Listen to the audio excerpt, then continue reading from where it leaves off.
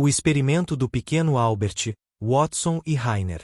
O experimento foi realizado em 1920, por John B. Watson e Rosalie Rainer, na Johns Hopkins University, e publicado no Journal of Experimental Psychology com o título Condizioni Emotional Reactions.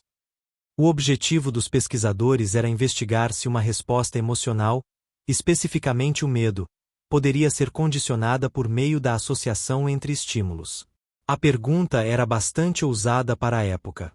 Seria possível ensinar experimentalmente uma criança a sentir medo diante de algo que inicialmente não provocava medo? Quem era o pequeno Albert? O bebê identificado no artigo como Albert B. tinha aproximadamente 9 meses quando começou a participar das avaliações emocionais. Segundo Watson e Rainer, Albert vivia em um ambiente hospitalar desde muito pequeno. Sua mãe trabalhava como ama de leite no Harry Lane Home for Invalid Children, instituição associada a Johns Hopkins. Os pesquisadores descrevem Albert como um bebê saudável, bem desenvolvido e relativamente tranquilo. Aos 9 meses, pesava aproximadamente 21 libras, cerca de 9,5 kg. Um detalhe importante: antes de realizar o condicionamento, os pesquisadores testaram Albert diante de vários objetos e animais. Apresentaram-lhe rato branco, coelho, cachorro, macaco, máscaras, algodão, outros objetos. Segundo o relato original, Albert não demonstrava medo diante desses estímulos.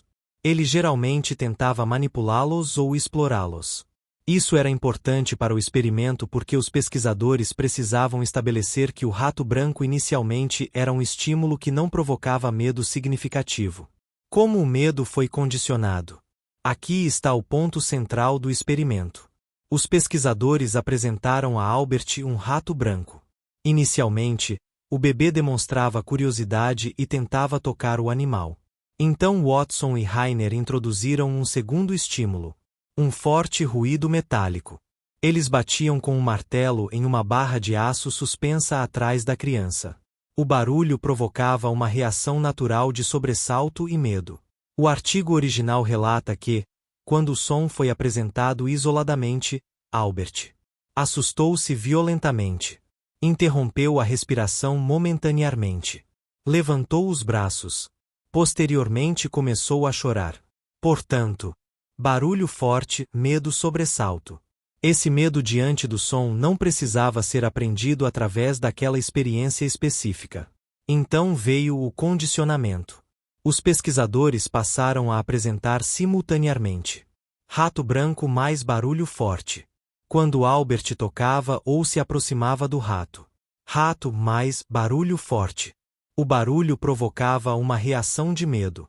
Depois de algumas associações, o rato começou a provocar uma resposta semelhante mesmo quando o barulho não era apresentado. O artigo relata que, após 7 associações conjuntas, quando o rato foi apresentado sozinho, Albert chorou, afastou-se e chegou a engatinhar rapidamente para longe do animal. Essa foi a conclusão central do experimento. Um estímulo inicialmente neutro pode adquirir a capacidade de provocar uma resposta emocional depois de ser associado repetidamente a um estímulo que naturalmente provoca essa resposta.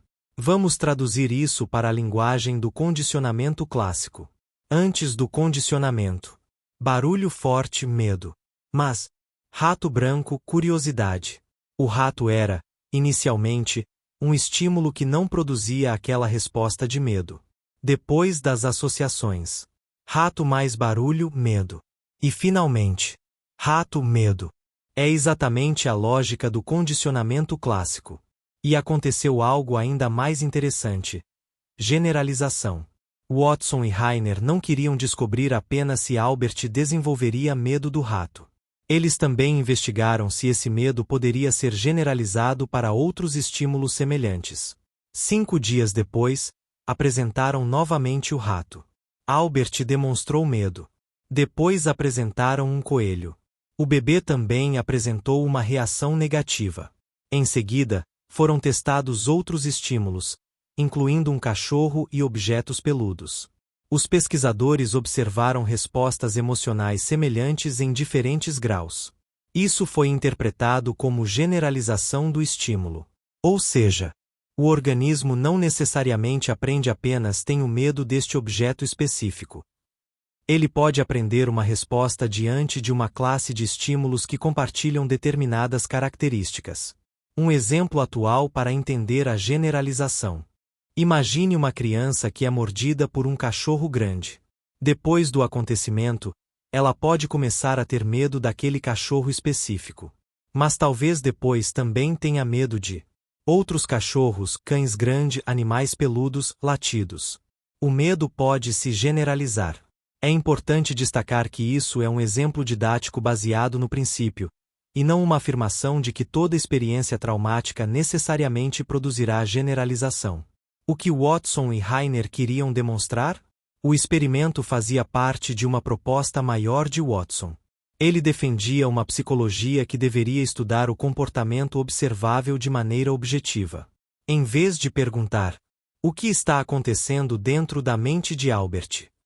Watson perguntava: que estímulo foi apresentado e que resposta comportamental apareceu?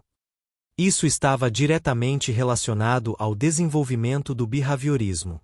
Watson havia publicado em 1913 seu famoso manifesto, Psychology as the Behaviorist Views It, defendendo uma psicologia centrada no comportamento observável. O experimento de Albert pode ser entendido dentro desse projeto científico. O experimento demonstra que emoções são aprendidas? Aqui precisamos ter cuidado. Não podemos concluir que todas as emoções humanas são aprendidas por condicionamento. O próprio artigo de Watson e Rainer partia da ideia de que existiam determinadas respostas emocionais básicas, como medo, raiva e amor, que poderiam servir de base para o desenvolvimento de respostas emocionais condicionadas. O que o experimento pretendia demonstrar era algo mais específico. Uma resposta emocional pode ser condicionada por meio da associação entre estímulos. Isso é diferente de dizer: todo medo é aprendido. O grande problema ético. Hoje, o experimento do pequeno Albert é também estudado como um exemplo histórico de problemas éticos na pesquisa com seres humanos. Os pesquisadores deliberadamente produziram uma resposta de medo em um bebê. Além disso, existe uma questão particularmente importante. Não foi realizado um procedimento adequado de remoção ou reversão do medo condicionado antes de Albert deixar o hospital. No artigo, Watson e Rainer afirmam que pretendiam desenvolver métodos para remover as respostas emocionais condicionadas, mas que Albert deixou o hospital justamente quando esses procedimentos poderiam ser realizados. Isso significa que o estudo não fornece evidência de que o medo condicionado tenha sido adequadamente eliminado. Do ponto de vista da ética contemporânea de pesquisa, isso seria uma questão extremamente séria. Uma curiosidade importante sobre Little Albert. Existe também uma questão histórica interessante. Durante décadas, os livros de psicologia apresentaram Albert simplesmente como Little Albert, mas posteriormente pesquisadores passaram a investigar sua verdadeira identidade e o que aconteceu com ele depois do experimento.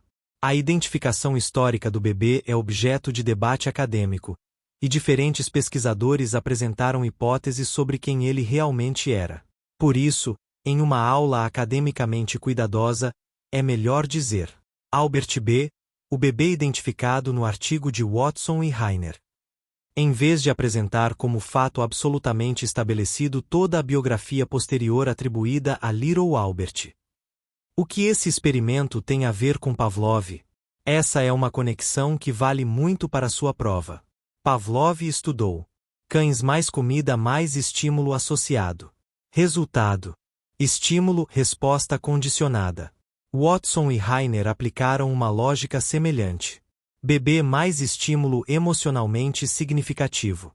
Resultado: estímulo inicialmente neutro, resposta emocional condicionada.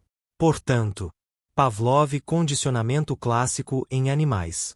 Watson e Rainer aplicação do princípio ao comportamento emocional humano. E onde entra Tordick? Tordick estudou aprendizagem por tentativa e erro. Situação, resposta, consequência. Lei do efeito. Pavlov estudou associação entre estímulos. Estímulo A mais estímulo B, associação. Condicionamento clássico. Watson e Rainer Aplicaram princípios do condicionamento clássico ao estudo das respostas emocionais humanas. Rato mais barulho, medo. Rato, medo condicionado. Skinner. Posteriormente desenvolveu o estudo sistemático do condicionamento operante. Comportamento, consequência, alteração da probabilidade futura do comportamento. Para memorizar. Se aparecer pequeno Albert na prova, pense imediatamente. Watson mais Rainer, 1920, Johns Hopkins. O experimento do pequeno Albert procurou demonstrar que uma resposta emocional, como o medo, poderia ser condicionada quando um estímulo inicialmente neutro era associado repetidamente a um estímulo capaz de provocar naturalmente uma resposta de medo.